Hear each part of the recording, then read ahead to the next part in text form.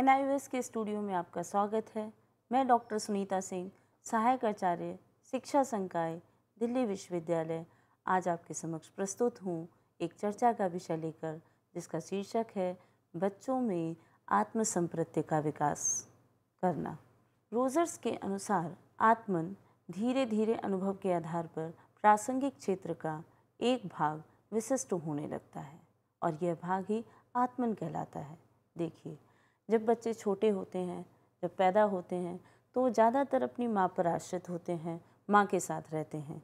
लेकिन जब धीरे धीरे हम देखते हैं कि वो चीज़, जैसा कि हमने जीन पियाजे की थ्योरी में भी पढ़ा, कि जब उनका संज्ञानात्मक डेवलपमेंट होता है तो वह किसी भी चीज़ को, वस्तु को मुंह में डाल लेते हैं, फेंकने लगते हैं, पटकने लगते हैं। धीरे धीरे उनको उन वस्तुओं की अनुभूति होती है और जब वह 1 से 2 साल की अवस्था में जाते हैं या 3 वर्ष की अवस्था में, कह लीजिए 2 से ढाई साल का जो बच्चा धीरे धीरे जब बोलना सीखता है, तो वह किसी भी कार्य में अपनी जो रुचि पैदा करता है, अपने घर के परिवेश, अपने वातावरण में, उसे धीरे धीरे समझ में आता है कि मैं कुछ हूँ, मैं भी कुछ कर सकता हूँ।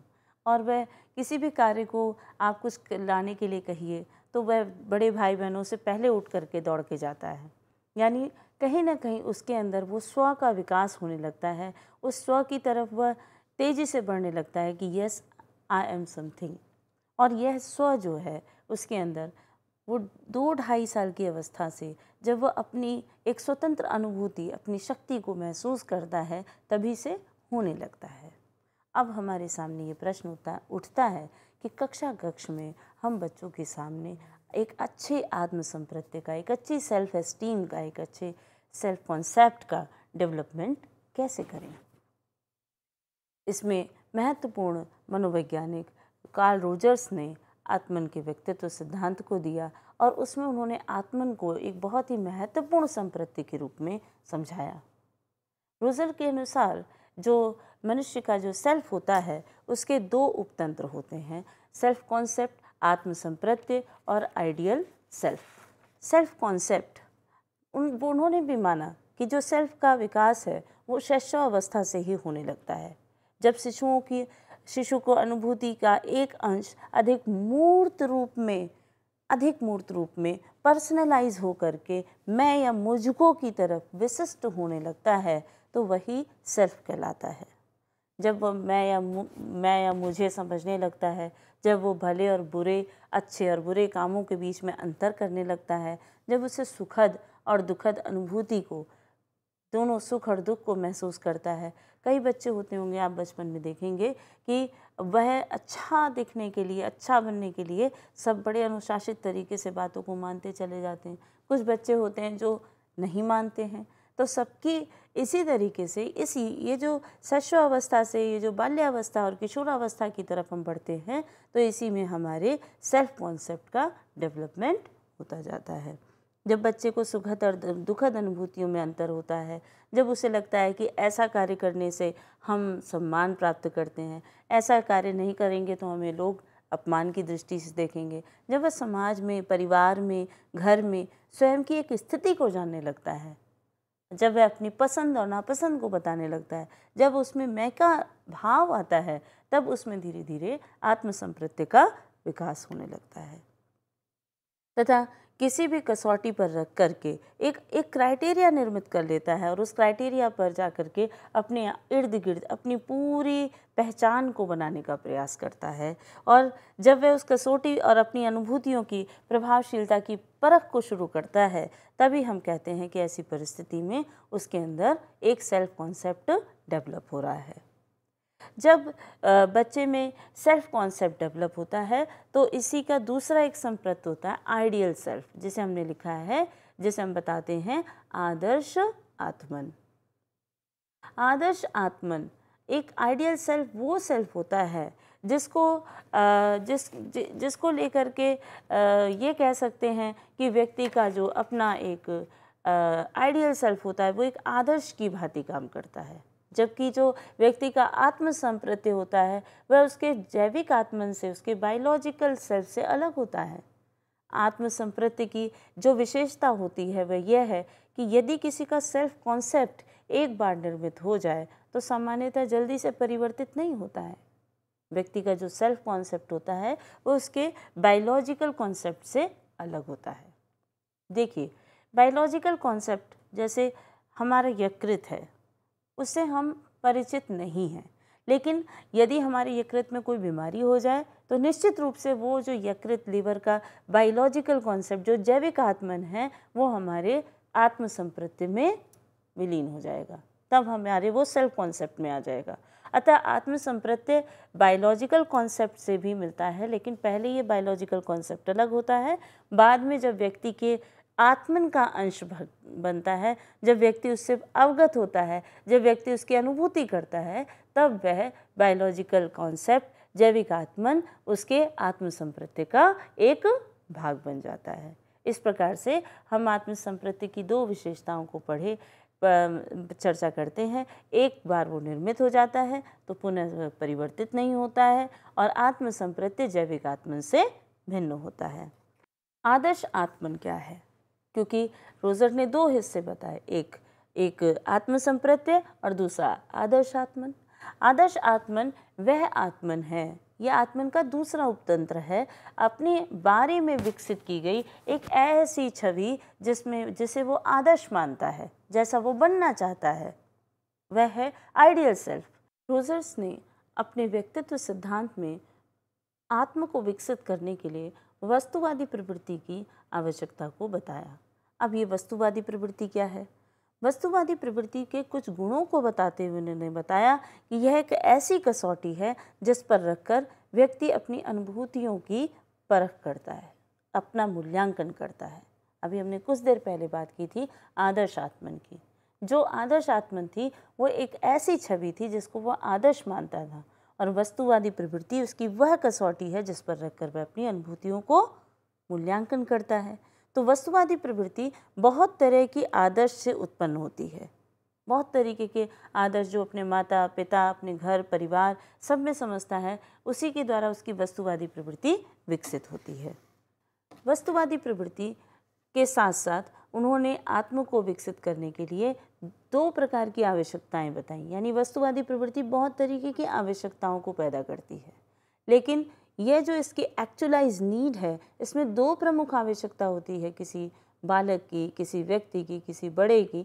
एक है पॉजिटिव रिगार्ड, जिसे हम कहते हैं स्वीकारात्मक सम्मान, और दूसरा है सेल्फ रिगार्ड, जिसे हम कहते हैं आत्मसम्मान। इस प्रकार हमारे जो सेल्फ कॉन्सेप्ट आत्म संप्रत्य में दो चीज़ें होती हैं, एक पॉजिटिव रिगार्ड और एक सेल्फ रिगार्ड। अगर हम स्वीकारात्मक सम्मान की बात करें, पॉजिटिव रिगार्ड, तो यह पुनः दो भागों में विभक्त होता है। एक होता है अनकंडीशनल पॉजिटिव रिगार्ड और दूसरा होता है कंडीशनल पॉजिटिव रिगार्ड। देखिए, पॉजिटिव रिगार्ड स्वीकारात्मक सम्मान, स्वीकारात्मक सम्मान वह सम्मान है जो हमें दूसरों के द्वारा प्राप्त होता है, और यह स्वीकारात्मक सम्मान दो प्रकार का उन्होंने बताया, एक अनकंडीशनल और दूसरा कंडीशनल। अनकंडीशनल पॉजिटिव रिगार्ड व्यक्ति के, बालक के, बच्चों की पर्सनैलिटी के लिए अच्छा होता है, जिसमें बच्चा किसी कंडीशन के तहत अच्छे कार्य नहीं करता, किसी कंडीशन को रख करके उससे हम कोई प्रेम प्यार स्नेह नहीं दिखाते हैं, बल्कि हम उससे अनकंडीशनल लव करते हैं। बच्चे के आत्म का विकास करने के लिए हमें उससे अनकंडीशनल सम्मान देना होगा, हम उसको, उसके आत्म को स्वीकार करें। वह अपने आत्म में यह चाहता है कि मैं कुछ हूँ, मेरी निंदा ना की जाए, मुझे एज इट इज़ स्वीकार किया जाए। तो अनकंडीशनल पॉजिटिव रिगार्ड है कि हम किसी कंडीशन को रख करके अपने बच्चे से प्रेम स्नेह ना करें। अगर हम ऐसा करके उसकी आदतों को विकसित करते हैं, कंडीशन रख के कि आप ऐसा करेंगे तो मैं आपके लिए ये करूँगी, ऐसा स्नेह करूँगी, इतना प्यार करूँगी, आप ऐसे हो जाएंगे, तो वह एक कंडीशनल रिगार्ड होगा, और कंडीशनल रिगार्ड आपकी पर्सनैलिटी को डिटोरेट करेगा। जब किसी भी व्यक्ति को एक अनकंडीशनल रिगार्ड मिलता जाता है और उसके एक सेल्फ एस्टीम का डेवलपमेंट होता जाता है, तब उसमें सेल्फ रिगार्ड उत्पन्न होता है। ये जो सेल्फ रिगार्ड है वो व्यक्ति का अपना स्वयं का सम्मान है, जिसको हम कहते हैं आत्मसम्मान। इस प्रकार जो वस्तुवादी प्रवृत्ति है वह आवश्यकता है वह दो भागों में विभाजित हो जाती है, स्वीकारात्मक सम्मान और आत्मसम्मान। रोजर्स के अनुसार बच्चे के स्व को स्वीकार करने का अर्थ यह है कि व्यक्ति अपने आप को एक मूल्यवान व्यक्ति यानी ऐसा व्यक्ति जिसकी निंदा नहीं होती, सम्मान होना चाहिए समझता है। जब बच्चा बड़ा होता है तो अक्सर किशोरावस्था में देख लीजिए या बाल्यावस्था में देख लीजिए या जीन पियाजे ने जिसे आत्म केंद्रता कही है, जिसमें वह अपने कॉन्सेप्ट को लेकर के रिजिड होता है, तो वह चाहता है कि नहीं हम भी मूल्यवान व्यक्ति, हम निर्णय कर सकते हैं। तब स्व यानी कि व्यक्ति अपने आप को एक मूल्यवान व्यक्ति समझे, अतः ये समझता है कि उसके मानक दूसरे की अभिव्यक्ति पर निर्भर नहीं करते हैं बल्कि अपने अनुभवों पर वह आधारित है। इस प्रकार से रोजर्स ने बच्चे के स्व को बताया। बच्चों में आत्मसंप्रत्ति का विकास कैसे किया जाए इस पर चर्चा करते हैं। देखिए, हमारी कक्षाओं में व्यक्तिगत भिन्नता होती है, प्रत्येक बच्चे की अपनी व्यक्तिगत रुचि होती है, प्रत्येक बच्चे की अपने पोटेंशियल होते हैं, प्रत्येक बच्चे की अपनी एक एनर्जी होती है, अपनी एक IQ होती है जिसको लेकर के वो कक्षा में आता है। ऐसी परिस्थिति में हर व्यक्ति का अपना एक आत्मन, अपना एक सेल्फ कॉन्सेप्ट होता है, अपना एक सेल्फ एस्टीम होता है, अपना एक सेल्फ रिस्पेक्ट होता है। इसके साथ शिक्षक कैसे कैसे डील करे कि उसका जो सेल्फ एस्टीम है वो बढ़े, ना कि हीन भावना में बदल जाए। इसके लिए प्रथमतः हमें बच्चे की व्यक्तिगत रुचि का बहुत अधिक ध्यान रखना होगा।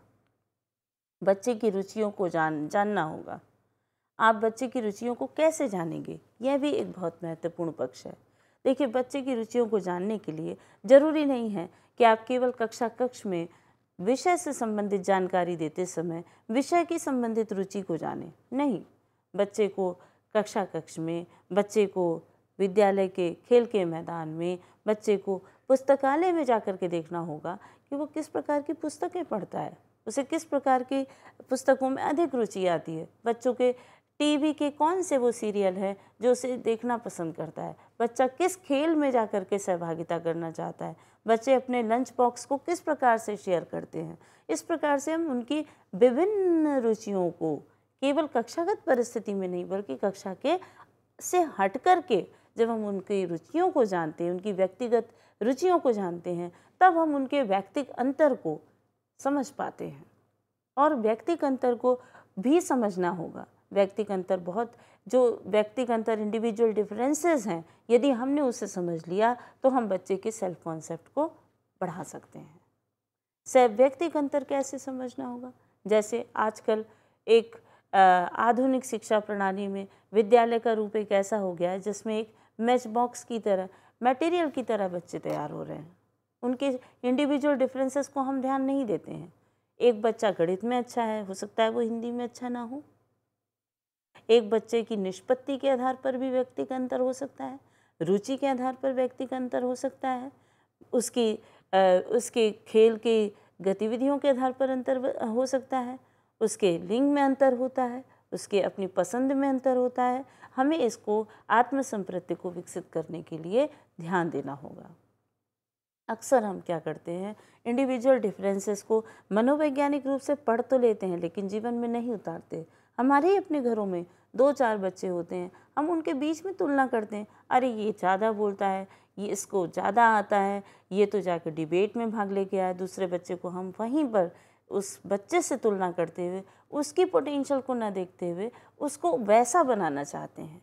जब हम 2 बच्चों के बीच में तुलना करते हैं किसी एक गुण को लेकर के और एक को अच्छा और एक को बुरा कहते हैं, तो उसके अंदर एक अच्छे सेल्फ कॉन्सेप्ट को हम डेवलप नहीं होने देते हैं। एक के अंदर या तो बहुत सुपीरियरिटी आ जाती है, दूसरे के अंदर हीन भावना आ जाती है। ऐसी परिस्थिति में दोनों के ही सेल्फ एस्टीम, दोनों के ही सेल्फ कॉन्सेप्ट में हम स्वयं गलत करने के लिए जिम्मेदार होते हैं। तो एक अभिभावक, एक शिक्षक के रूप में यदि हम छात्रों के व्यक्तिगत अंतर को विभिन्न स्तरों पर समझेंगे तो निश्चित रूप से हम एक अच्छा सेल्फ कॉन्सेप्ट डेवलप कर पाएंगे। अगली बात मैं करती हूँ आपसे, मूल्यांकन प्रणाली में बदलाव की आवश्यकता।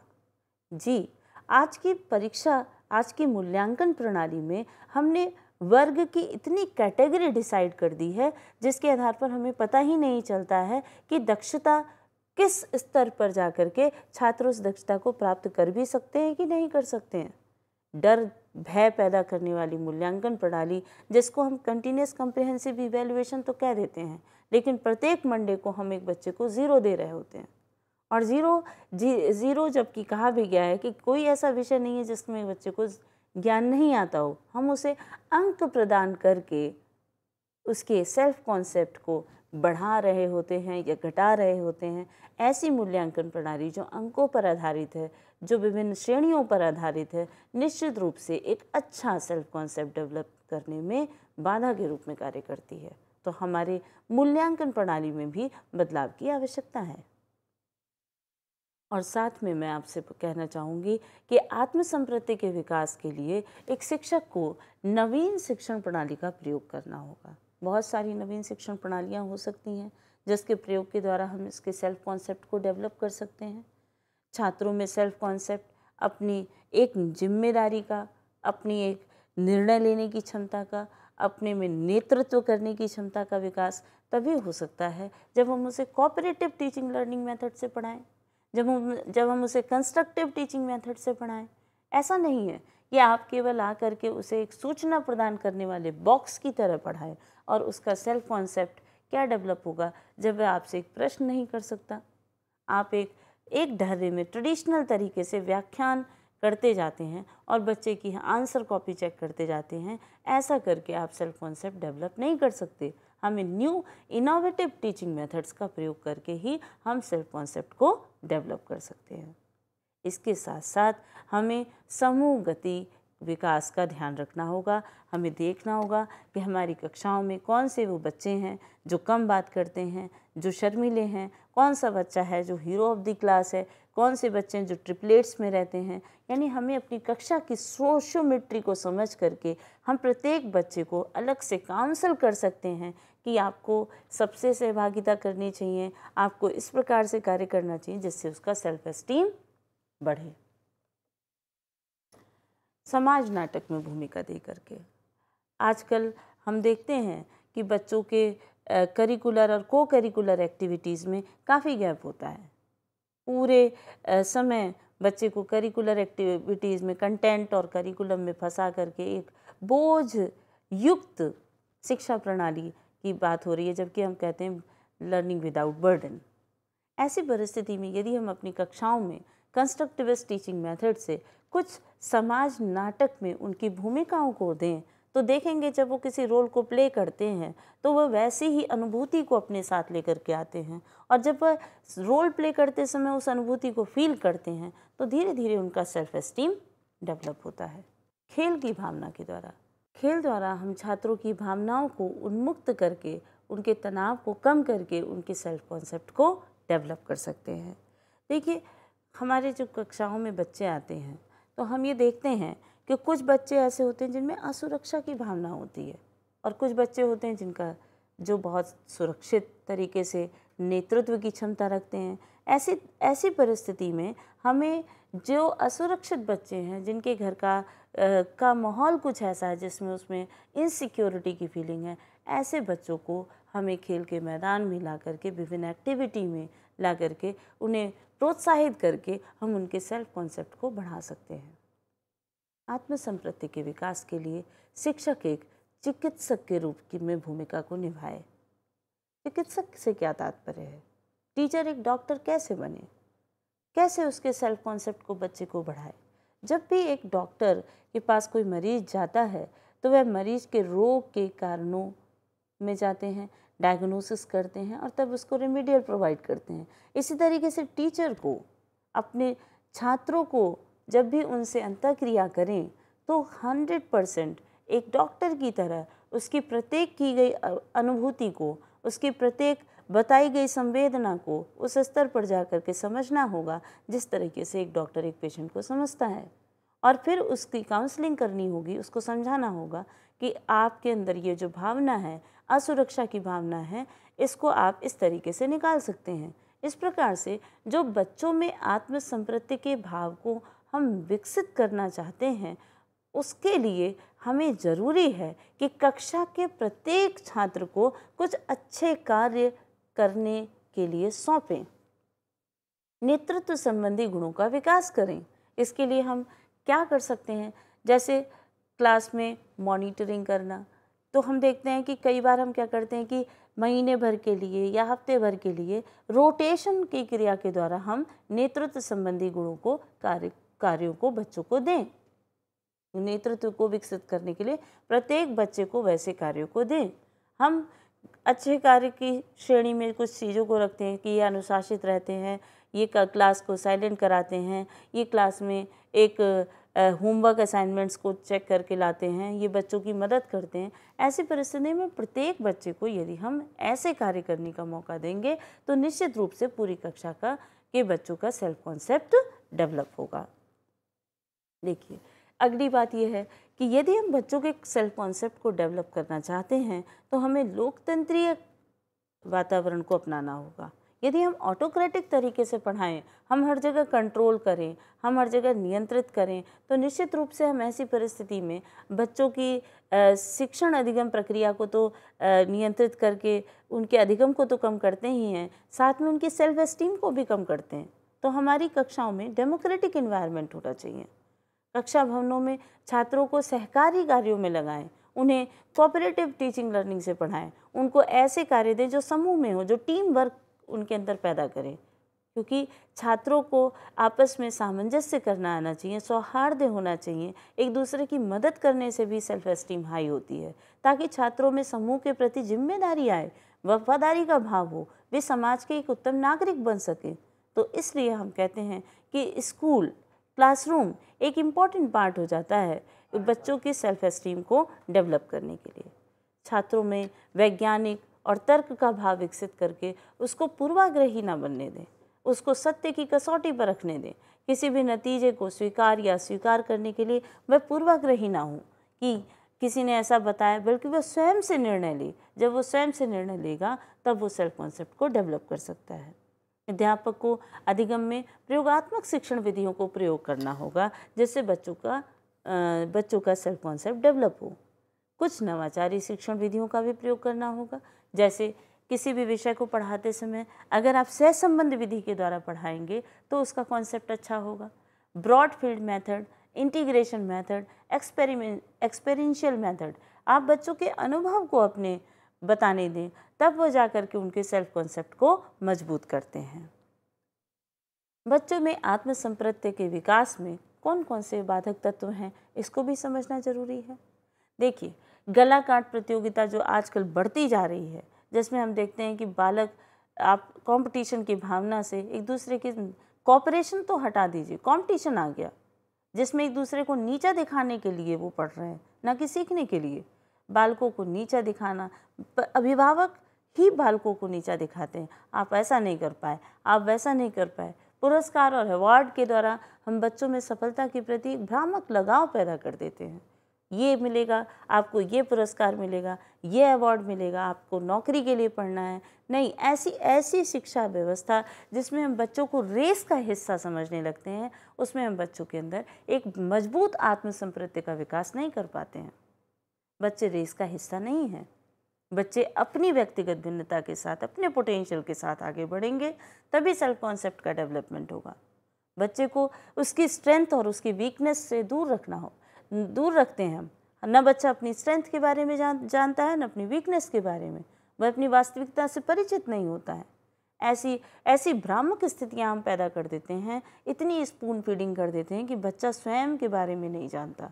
बच्चे को उसकी प्रगति के लिए लगातार हम प्रोत्साहित नहीं करते हैं, बल्कि हतोत्साहित करते हैं। ऐसे हतोत्साहित बच्चे का सेल्फ कॉन्सेप्ट कैसे डेवलप होगा? ये एक बाधा के रूप में कार्य कर रहा है।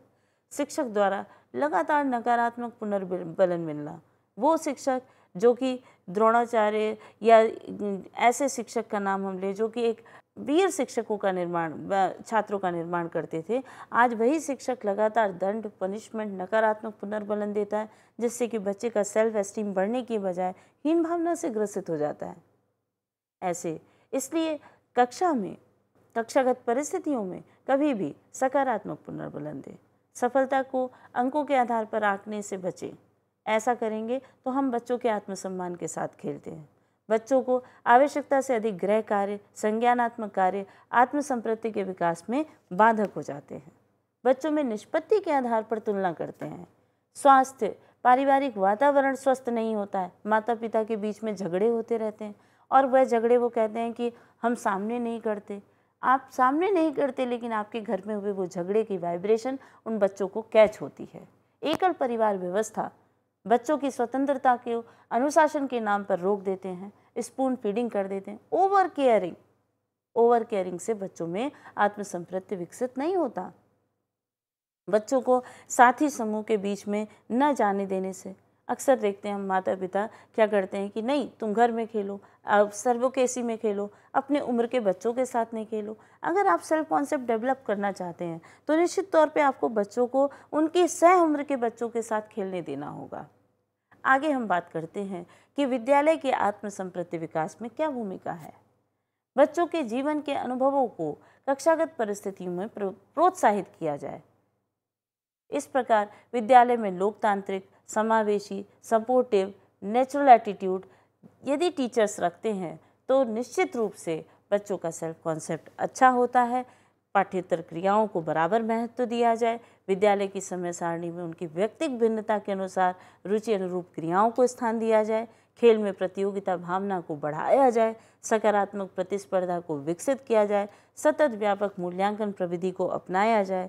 स्व विकास हेतु स्वतंत्रता, भय मुक्त वातावरण, क्रियाएं, प्रयोग और खोज आवश्यक है। साथ में हम कहेंगे कि वैज्ञानिक सोच, काल्पनिक चिंतन, तर्क भाव को बढ़ाते हुए यदि विद्यालय में कविता लेखन, वाद विवाद, सृजनात्मक लेखन ऐसे विभिन्न प्रकार के कार्य करवाएं और बच्चों को आज़ादी दें, स्वतंत्रता दें, तो निश्चित रूप से एक अच्छा सेल्फ कॉन्सेप्ट डेवलप होगा। धन्यवाद।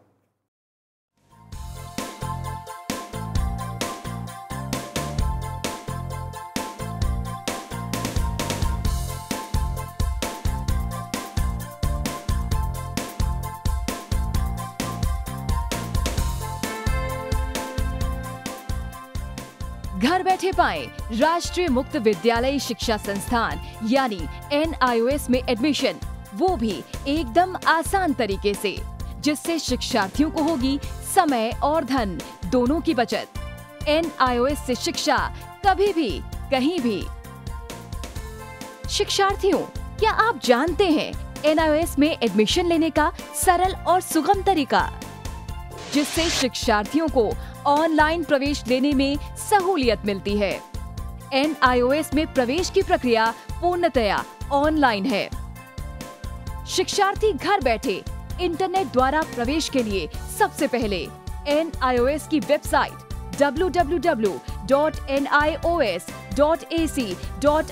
पर लॉगिन करें। अपना ईमेल आईडी और पासवर्ड डालकर अपना पंजीकरण करें। पंजीकरण के बाद लॉगिन करने पर ऑनलाइन प्रवेश हेतु आवेदन पत्र खुलेगा। आवेदन पत्र को निर्देशानुसार भरें और प्रिंट आउट लें। इस प्रिंट आउट पर अपनी फोटो संलग्न करें। ऑनलाइन प्रवेश के लिए शुल्क हेतु भुगतान के तरीके हैं: क्रेडिट कार्ड के द्वारा, डेबिट कार्ड के द्वारा, राष्ट्रीयकृत बैंक के ड्राफ्ट के माध्यम से, जो कि सचिव NIOS नई दिल्ली या नोएडा के पक्ष में देय हो।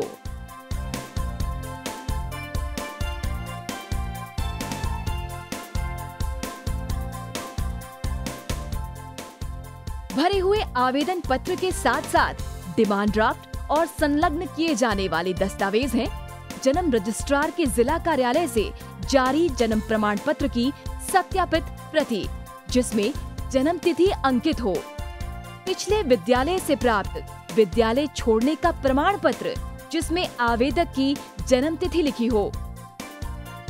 प्रवेश फॉर्म का प्रिंट आउट NIOS के संबद्ध क्षेत्रीय केंद्रों पर 10 दिनों में पहुंच जाना चाहिए, अन्यथा उचित दस्तावेज न लगे होने पर आवेदन फॉर्म रद्द किया जा सकता है। प्रवेश प्रक्रिया की पुष्टि होने के बाद शिक्षार्थियों को परिचय पत्र व अध्ययन सामग्री डाक द्वारा तुरंत पहुंचाई जाती है। ऑनलाइन प्रवेश एक बहुत ही सुगम और सुविधाजनक प्रवेश प्रणाली है। Online on time for safe and secure admission.